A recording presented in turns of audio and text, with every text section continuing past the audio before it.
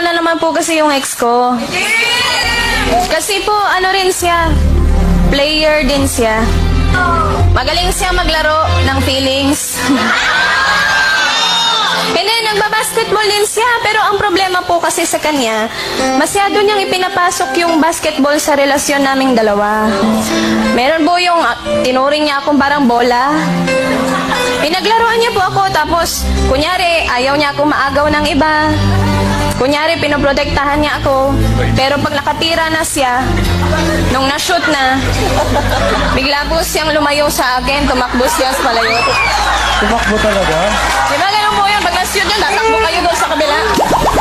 Paano ulit yung shoot tapos tumakbo? Pag na-shoot po na ganyan, tatakbo po ulit na ganun. So, sinut tapos tinakbuhan ka? Opo, parang ganun po yung pakiramdam ko. At saka minsan po nalilito po ako kung basketball player ba siya o referee. Kasi po, ang nakikita na lang niya sa akin, yung mali.